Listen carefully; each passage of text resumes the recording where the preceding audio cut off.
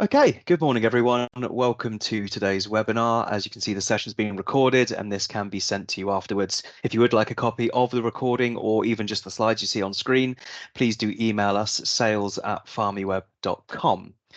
So today's session is called How to Engage Top Talent Through Email Newsletters. There'll be some people here who are already sending some, and there'll be some people here who this is probably quite new to. So we're going to go as if this is the first time for everybody. We'll tell you the highs and lows, what to do, what not to do, and how to get the best out of any content you are making. In that case, Vince, I'll hand over to you. Lovely, thanks, Simon. Okay, so welcome everybody. First of all, just a quick introduction. I'm the Managing Director of PharmiWeb.com, 27 years in this seat, so I've been around a long time, and push technology via newsletters has actually really helped our business to grow and develop. Simon is the Head of Business Development and liaises most of the clients on what their actual current needs are, and between the two of us, we're going to go through this because we both specialise in different areas. So, Simon, over to you. Indeed. So we're going to look at a few things today. We'll keep it as succinct as possible because we know you're all busy. First, we're going to look at why use email newsletters compared to other methods. We're also going to look at the core messaging, the things you should be saying, how you should be addressing it, and the kind of groups of people you can be going after. We're going to look at the actual creation, what it should look like, what kind of links you should put in there, as well as technology. We're also going to look at how you get your response methods and how you can track. And then we're going to look at how you can gauge things like your return on investment and how you can use your data to see what's working and what's not. On to the next one, please, Vince. So starting with why, the benefits of newsletters over, let's just say, simply job posting is this is a proactive method of approaching candidates. These can be seen by thousands of people instead of potentially just hundreds. The other good thing about newsletters is evergreen content. That means that providing that your messaging doesn't change, it's still going to be relevant and you can resend it months down the line.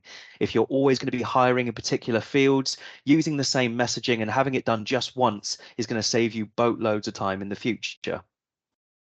Generally speaking, email marketing has pretty good email open rates. I've got PharmiWebs to the side somewhere, which I'll run through with you in a minute, but it's quite an effective way. And if you've got thousands of people reading and you've got, let's say, an 18% open rate, that's a lot of people looking at the jobs and the information that you have. It's also a very good way to build a talent pool very quickly. And finally, one of the most arguably important things, particularly at the moment, is email newsletters help you grow your brand. And branding is incredibly important because people remember things. Moving on from there, Vince, please. It's about interactions. So the more you get in front of somebody, the more they recognize your brand, your coloring, your logos, those kind of things. And they go from that awareness level of having a vague awareness of everybody to making a decision based on you, based on the frequency that they've seen you in front of them. And that's across all mediums, jobs, newsletters, news, press releases. If you can get a good mix in, you're going to get in front of candidates quicker. Next slide, please, Vince. So I said earlier, I've got PharmiWeb's newsletter stats, and this is just for March alone. So we were able to send 2.6 million newsletters in the month of March to different groups of people. That's not 2.6 million different people, it's different newsletters multiple times, that kind of thing. And we have an average open rate in March of 26%. Now that's great because that's 1 in every 4 people that are receiving one of these newsletters opening it. So ballpark figure, 676,000 people looked at PharmiWeb emails based on what you guys are putting out there last month. That's a huge number of candidates. And again, if we were just posting jobs and leaving it there, you couldn't dream of that kind of number of people. So the proactive approach with newsletters and email messaging really, really works. On to the next one, please. So core messaging, Vince, I'll pass over to you for this one because this is kind of your area, isn't it? Yeah, absolutely. So the key thing with whatever you do is you need to engage with the person very quickly. We know you've only got 4 clicks or 9 seconds in today's marketplace, maybe really being driven by mobile technology because most people find initial information on their mobile phone. And it's a very, very short period of time. You've got a very small screen size and you've got to capture people's interest really, really quickly. So when we're looking at core messaging, you've got to think about what the motivation is. So first of all, for your point of view, it's going to be to fill generic vacancies across the business, build your brand, build your talent pool, drive traffic to your resources, no matter what they are. So you might be running a big event. We're doing a big event for Pfizer at the moment, which is really looking at specific locations. You might also be doing specific campaigns for business units. So it could be an individual business unit, which is part of the business that you're trying to recruit for, or it could be all of the above at the same time. So it's really driving traffic, building awareness, and making people aware of what you're doing as an organization. So what I always say to people is you really need to think about this from a sort of different viewpoint, really. So first of all, have a strategy, a plan, and think about the technology you're going to use. Think about your unique selling points. Your EVP is absolutely essential when it comes to newsletters. Make sure the brand is very, very strong. Think about locations and benefits per location. The more localized you make the information, the better it's going to be, because people are only really interested in what they're interested in. And I say this a lot to people, you know, if you've got a candidate that's looking for a job in London, they're only interested in London. They don't care what you do in Paris. They don't care what you do in New York. All they care about is your local area. The other thing to consider is the type of candidate that's going to suit your organization. So candidate empathy, this is a new thing that a lot of people are looking at. This is really being driven now by AI, because the AI can actually start to look at the types of people and their background experience. But it's something that's quite hard to do as a human. We need to really sort of think about the type of people that would fit with our individual teams. Also think about the types of projects and type of work they're going to be doing and their future prospects. And then internally, you need to think about staff retention, internal mobility, and personalized development. All of these things combined, you need to somehow get into this core messaging or have it there available once someone's actually found your materials. Now, one of the best ways of getting your messaging out there is, I've worked quite closely with CSL over the last 3 or 4 years, and they are really good at storytelling, and it seems to resonate really well with candidates. So as you can see here, this is for the Australian office. Over a century ago in Melbourne, Australia, we made a promise to save lives and protect the health of people who are stricken with a range of serious and chronic medical conditions. Today, as a leading global biotech company, the same promises have never been stronger. We are driven by a deep passion to serve hundreds of thousands of patients and other stakeholders across the world. Now that's fantastic, and it really does make a difference. There's other companies that we're working with, you know, Pfizer, Roche, etc., that also do some really good work around here, and obviously some of the big CROs as well. I think people like Syneos and Icon have really worked hard at getting some of this messaging out, especially for individual units where you're looking for a very specific type of person. Other things you can do in your messaging is think about the employee development. We know that's the #1 thing that pretty much all millennials and Gen Z are looking for at the moment. They want to know where they're going to go in their career. They want to know what training is going to be available to them. They want to have milestones in their roadmap as far as their employment review is concerned, and what happens if they hit those milestones, because everyone wants fast track promotion. So again, think about how you get that into the messaging, that you're a great company to work for, but you're also going to help them with their career. It's not just a job. And then another one that you can do, which I think really works well, we call these spotlight campaigns, where you get real people talking about opportunities within the organization or within that particular site. So it's a real person talking to someone. I can tell you now on PharmiWeb, we rarely have a candidate that will read a whole page of text, but I can guarantee you 90% will actually watch a 1.5 to 3.5 minute video. So this really makes a good impression on the candidates. It gives them a really informed decision from someone as passionate about the business. You really can't go wrong. So if you're going to add video in, it really improves things. So again, one of the things that Simon pulled from our latest figures, and we can send you our reach lists, are the reach that we have. So typically we're sending out to clinical, 30-odd thousand candidates. We also have reach from the Institute of Clinical Research and CCRA. On the project management side, over 20,000 candidates. In regulatory, our own reach just for the UK is 19, nearly 20,000. And if we include Topper on top of that, we're up to the 34,000 people that we can actually send information to, and et cetera, et cetera, et cetera. So thinking about reach numbers, wherever you get your lists from, is really important. So let's talk about creation. I'll hand back to Simon for this one, because this is your specialist area, Simon. Sounds great. Yeah, let's move on to the next slide. Oh, Brilliant. So the first, yeah, go on then. Go ahead. I'll carry on with this one actually, because I should have put this in the other this? place. Yeah, I do. This is one of my favorites. So at PharmiWeb, we've been monitoring candidates for the last 18 months, and before that for about 6 months, but not as acutely as we can do now.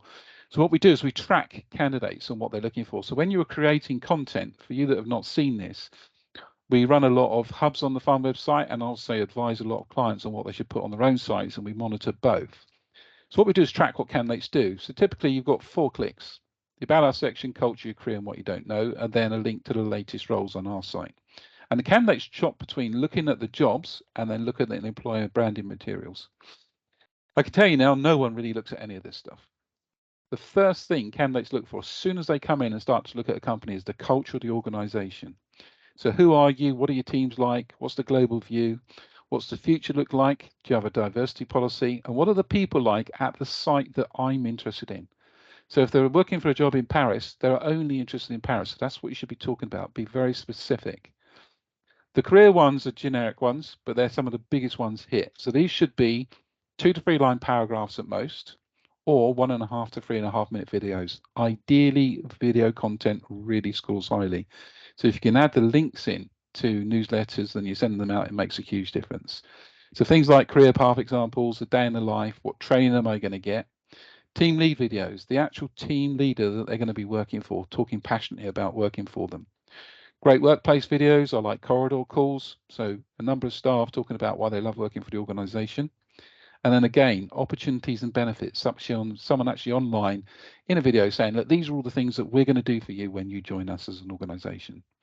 And the biggest one is success stories. Your internal champions, people that absolutely love the business, online for up to 2 minutes, just talking about why they think it's so great to work at your organization. And everybody has these. Shouldn't be actors, should be just real people. Other things that score very highly: charity work and awards, and environmental sustainability policies, because everyone cares what we're doing to the planet. So if you can jump between jobs and looking at this material from your newsletter, it makes a huge difference. So you can always link it up or put videos in or links to videos. Makes a huge, huge difference. So highly recommend that they're things that you should do. Okay, Simon, over to you. Yeah, excellent. Thank you very much. So I wanted to show you a couple of examples of newsletters that have been sent out quite recently that have particularly caught my eye. So this first one here caught my eye because, as Vince has just mentioned in the last couple of slides, a candidate's career path is really important at the moment. And the way this newsletter is structured is they've chosen to lead with what this person's career path looked like, which I think is really eye-grabbing. Candidates will really resonate with this as well. The next thing you get almost directly underneath that is click here to view this video, an external link. So that's going to take them somewhere else, and we'll talk about how you track that later. The actual main body of text, it's a campaign across project management within Syneos, multiple roles, multiple locations, loads of different things, but it talks directly to a project manager, specifically to that audience in a language they'll understand. And then finally, there's every newsletter, every email, everything should have this is a call to action at the end, which is check out our jobs and apply here. Now, to me and you, looks very, very simple. It's designed for mobile technology. It's scroll up, scroll down, no left and right. It's not too wordy. There's not too much there. That's why I particularly like this one. And Syneos as well, their color, their color palette, it's lots of oranges, little bits of red. Really good as well, because blue is kind of the most common color that you get in life sciences. So again, this stands out for that reason. Moving on to the next one, please, Vince. This one is from a recruitment agency based in Switzerland called Headcount. And this one I really liked because the headline really grabbed me. Tired of the routine. Fall in love with contracting and reignite your passion. So that's quite good. It's quite obvious just from this newsletter that this company is trying to get people into contracting positions. So great. It grasps your attention. You want to learn more if you are tired of the routine, of course. Next, they go on to explain the premise. So there might be some people who don't really know much about what contracting is. So, have you ever thought about it? What do they do? Those are the 2 questions they answer. Then they've actually embedded a video in the newsletter, which I really like. A lot of people do use external links, and I do generally prefer that. but actually embedding the video in the newsletter, I think, adds something to it. They don't have to go away to look at this information. They can stay here and then they can read the rest of the information. So very, very cool. They then give clear, valid points on why you should consider the opportunity, why you should look at contracting over perm. And then finally, their call to action, same as the last one. You can submit interest to this company. Yes, I'd be interested in being a contractor. Then this company will reach out to you. We'll all know that they're doing that so they can vet the people that have interest. So it's a really, really good way of doing it. And you can be selective about the candidates that read this kind of information and the ones you want to proceed with. So yeah, these two really stood out to me for those reasons. On to the next one, please. So when it comes to technology, there are things that you do need to consider, and the last two newsletters really do this particularly well. They've got to be mobile friendly. As you can see from the picture there and what I'm holding in my hand, tiny amount of real estate space there when you've got messaging to give to a candidate. So you've got to make sure it doesn't take long to go up, doesn't take long to go down. Simple as that. Use of colors also very important. As I said, life sciences is very, very blue. Most of the people here will have blue in the logo or in the general color palette. There's nothing wrong with it, but it's incredibly important to make sure that yours is slightly different from everyone else's. Whether it's by use of clever employer branding or good artwork or whatever you do, just stand out from the crowd a bit. Avoid overloading the newsletters. So the two we had there were quite succinct and to the point. You could scan read them, which is very, very important. But if you did want to just skip to a subheading and answer a specific question, you have that option to do so. Using external links is also really important because this is how we gain our traffic. This is how we understand who is clicking and where they're clicking to, what they're viewing, that kind of thing. And then finally, the most important thing is to check and check again, because once you've sent it out there, it's out there. Any spelling mistakes, links that don't work, videos that aren't embedded properly, wrong videos that are embedded, that's out there then. And, it will look quite bad if you then have to reissue one very, very soon afterwards. So just be super diligent when it comes to this. But ultimately, the creation of newsletters, it's as easy as what you've seen there. Colors, titles, videos, links, go. It doesn't take long. On to the next one, please, Vince. So we've talked a bit about external links and responses and how you actually get your traffic, etc. So let's break this down a little bit now, because I think it's important to do so. So those of you that have done so before, creating a bit.ly link and using that for your external links is excellent, because then you can just go, oh, how's my bit.ly link performing? You can see how many people have clicked. You can see how long they've stayed. You can see various different analytics just through that bit.ly link creator. If you want to know more about bit.ly, speak to someone in marketing, speak to someone in IT, and they can probably talk your ear off about it, because it's quite fascinating. What you can do is you can also create a form for readers to fill out, and that's a good way to gain their details. So if you want to follow up with more information, if you want to ask them what appealed about the newsletter, if you want to do a bit of research, or if you just want to give that candidate a call then and find out a bit more about them after checking them out on LinkedIn, you can do that. A lot of people say that forms have a bad rep, but you're all sat here, you filled out a form. It's not that bad to use forms. And if you are just driving site traffic, if you're just trying to get your nice new website a bit of coverage, it's still really important to consider implementing a tracking method, because that's going to go against your return on investment. If you know that bit.ly links are the way forward, great. If you know that forms are good, brilliant. Just make sure you've got something in place. Don't just go in blind. On to the next one, please, Vince. What a lot of people on PharmiWeb do is they will direct all of their newsletters through their employer branded career hub. For those that don't know, I imagine at this point most of you do, the employer branded career hubs are microsites that appear on PharmiWeb. It allows you to tailor the information that you have on your website, put it in a more succinct space on PharmiWeb's own website. So the candidate doesn't have to redirect, they don't have to leave their job search to learn absolutely everything there is to learn about you. So what a lot of our clients tend to do is redirect the newsletters that they send through us to these. So they've got the candidate then. The candidate can then learn about them, the jobs, see any further videos, any other external links that they want to see. This would work for you as well if you wanted to do that with other service providers, for example, or us. On to the next one, please, Vince. So looking at return on investment and data. So measuring your data is probably the most important thing to do. If you're using an external sending company, they will be able to summarize that data for you. They'll be able to tell you the groups of which newsletters were delivered, how many people opened them, what those open rates are in percentages, how many clicks you then got on those emails that you sent. If you're doing this completely internally, then your marketing team should be able to do something quite similar for you. This is going to allow you to gauge which tools are working and which ones aren't. If you're using 10 different platforms that are all doing the same thing, you'll soon be able to figure out which ones you could cut, save a bit of budget and reinvest somewhere, which is why I'm so, ROI focused. It's for that reason, particularly in a cost of living crisis. Saving pennies is a good thing. And finally, you'll also be able to tell which of your subjects, your own internal ones, perform best.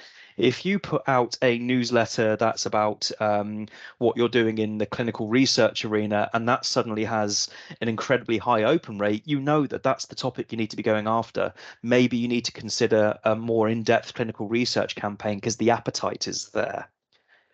On to the next one, please. So how to schedule. Vince, I'll pass this over to you now. Yeah, sure.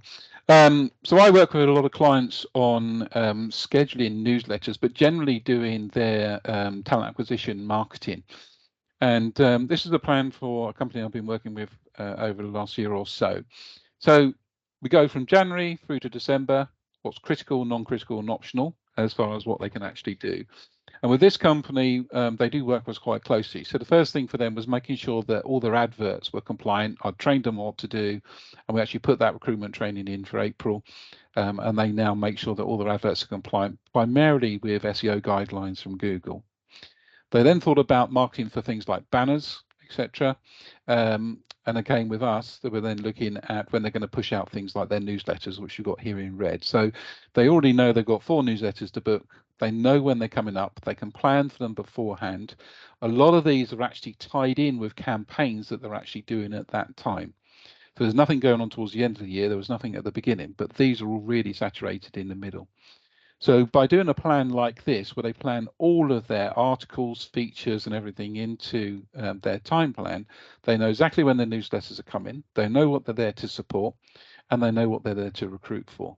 So again, another thing to think about if you're going to do newsletters is it part of a campaign? Are there going to be a number of newsletters that goes out over a period of time? How do you monitor them? What sort of messaging are you going to put in there? And how will that messaging affect the next newsletter? Or not, as the case may be. So you might be doing a countdown to a new site launch, or you might be doing a count up to a big campaign and a big symposium they're doing on recruitment or something like that. But also, most of the time, you guys are going to be really busy, so make sure you put all of your other advertising in as well. If you want more information on this, come and talk to us later, and I'll take you through it in a lot more detail. But it's a really good way of making sure that you don't miss them, and more importantly, that they're actually doing something and you've planned out what they're going to be doing. So, final point, Simon, you can wrap up. Yeah, absolutely. So at the beginning of the call, we set an agenda. We said what we wanted to talk about. So why send newsletters? I think we covered that quite nicely. The core messaging, we now understand, the general messaging, subliminal messaging, how to differentiate between the generic and specific candidates. Creation, I think we've gone through in great detail, as well as the technology needed. Response methods, we know what we should be doing. And interestingly, Vince, we've got a point on this in the chat, which I'll bring up with you in just a moment's time. And finally, return on investment and data. We know how we can analyze what tools are working best, which ones aren't, and how we can potentially redistribute our money and our resources into the ones that are working well. On to the next one, please. So I guess the key things to remember when it comes to newsletter generation, sending newsletters to talent, is consistency is key. If you spend any time on LinkedIn at all, you'll have the people that are getting hundreds, thousands of comments on their posts will always hammer home. It's because I do it every day. It's because I'm consistent. It's because I don't stop. The same is true for email newsletters. Don't suddenly give up the ghost. Always make sure that you have content, even if it's the old stuff, going out there for readers, for job seekers to see, because the first time you sent something, that perfect candidate might not have been available, but maybe they are now. Always have a motivation to send. So what's the reason? And a call to action. Call to action is the most important thing. Consider the technology. Just think about mobile phones first and foremost, because around 85% of all candidates at the moment are doing their job searching on mobile phones. Just to reiterate, the kind of open rates, the kind of opens that you can be getting. We had this big number that for some reason today I can't say 676,000 opens in 1 month alone. If you've got audiences that are large, this is a huge amount of data you can get in front of people. And finally, arguably, again, most importantly, after not too long at all, people are going to be able to recognize your brand at a glance, and they're going to be thinking about you proactively. And when the time comes for that job change, they're going to know who it is they want to go and work for. So it's really important to stay consistent and get out there. On to the final slide.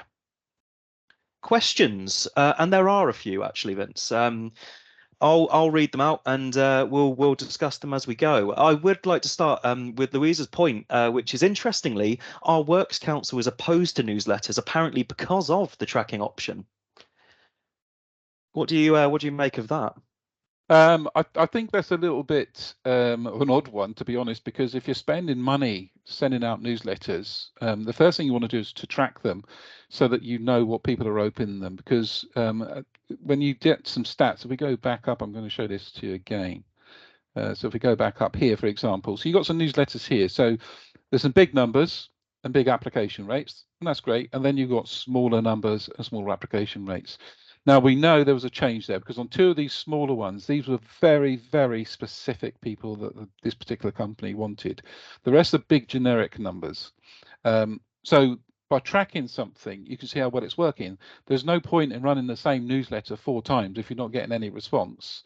You need to track it. If you didn't get any response the first time, there's something not right with it. You need to adjust it so that you can actually maximize the content, maximize the response, and maximize the return on investment. So I think if that's what your Works Council wants to do, then that's what you have to follow. But tracking it allows you to monitor how well it's performing, and that's a key thing. It doesn't mean you have to keep the details.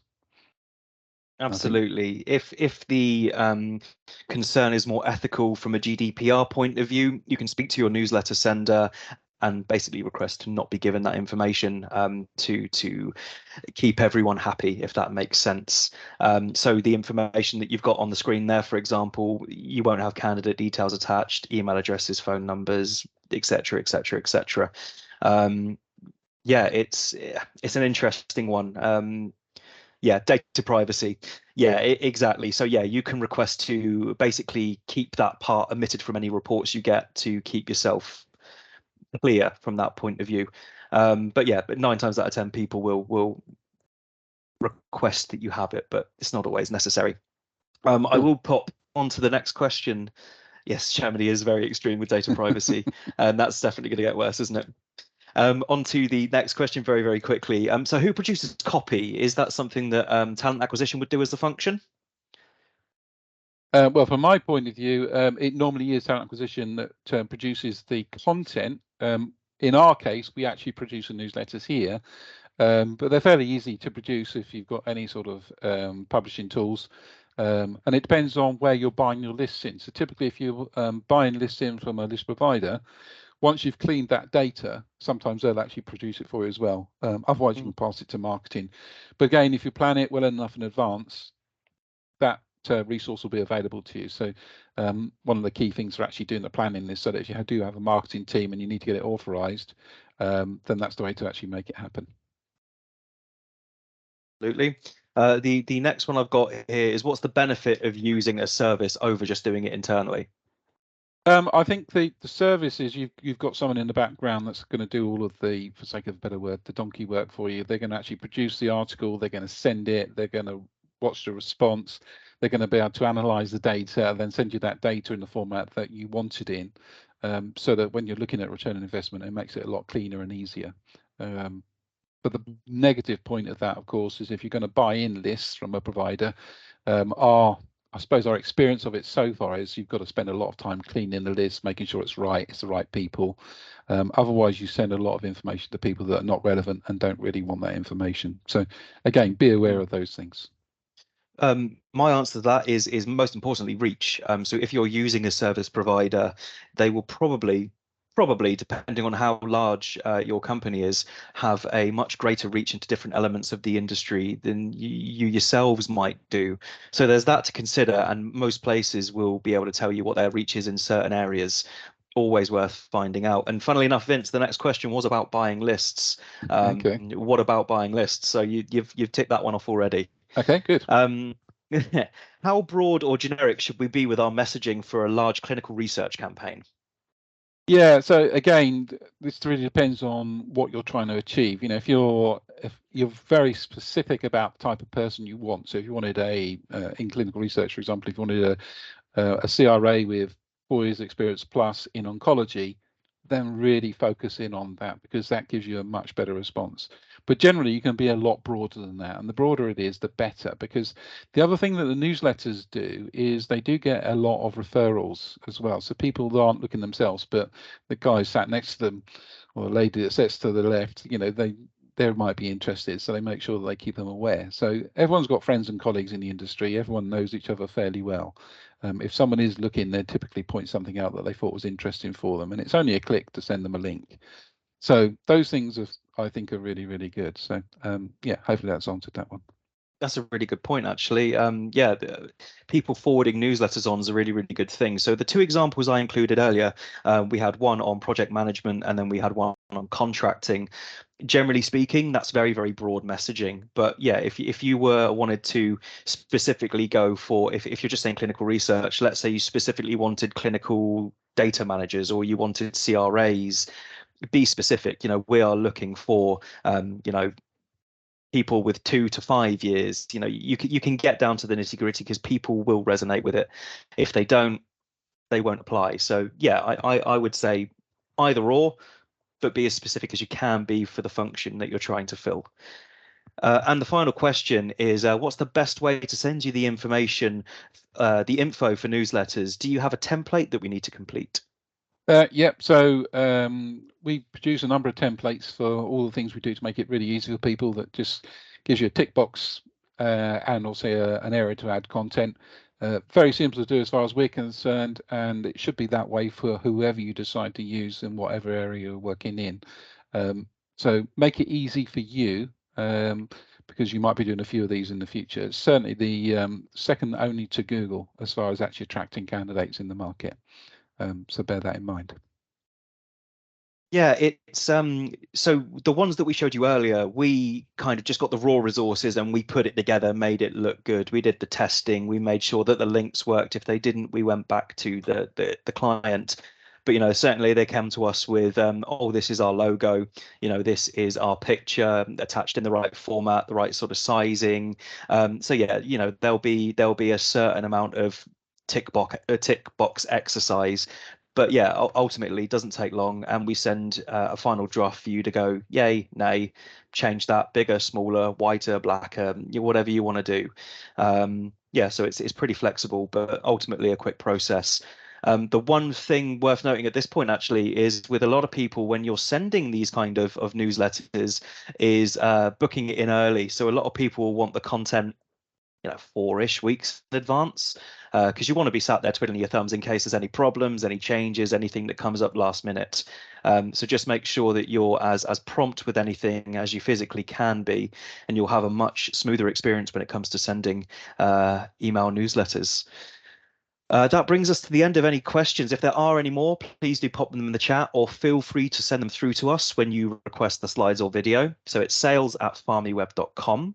I'd like to thank you all for attending today's webinar. And Vince, anything to say before we sign off?